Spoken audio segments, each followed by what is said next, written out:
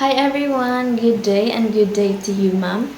This is Giselle Ihandayan from BSO 3A, and for today, I'm going to share to you the spoken poetry that I composed entitled Tuwing Gabi. So without further ado, let's start.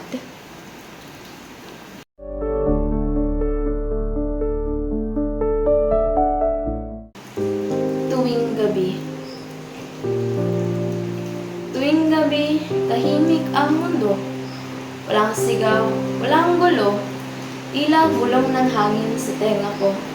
Ang kalmadong yakap ng pusong pagod na to. Sa ilalim ng buwan, lahat ay payapa. Walang bigat, walang alingas-ngas na bala. Ang bawat bituin, tila may kwento. Kasama sa gabi, nagiging paborito. Kapag tinatanong nila ako kung bakit mas gusto ko ang gabi, ngiti lang ang sagot. Sa pusong may hiwagang nakatabi, paano ko ipapaliwanag ang katahimikang dulot nito na parang yakap ng ina sa batang gulong-gulo. Sa gabi, lahat ng sugat ay tila gumagaling. Ang puso ko'y sa buwan ay umaawit, umaawring. Walang tanong, walang dudang bumubulong.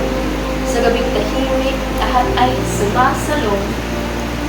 Mas gusto ko ang gabi kaysa sa umaga. Dahil sa dilim, wala akong maskara. Dito, ang katahimikan ng aking kasama. Walang halong pangamba, walang dalang abala.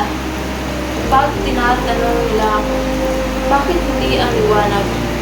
Hindi ba't ang araw simbolo ng pag-angat? Ngunit sa gabi, tatagpuan ko ang tunay na tahanan. Sa dilim, ako'y buo, hindi kailangan magpanggap sa kanluman.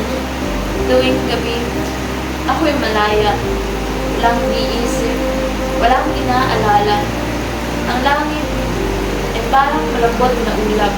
Sinasalo ako, nahaklos ang pangarap. Gusto ko ang gabi, ang oras na to, dahil dito, tahimik ang mundo ko. Sa dilim, natatagpuan ang sarili.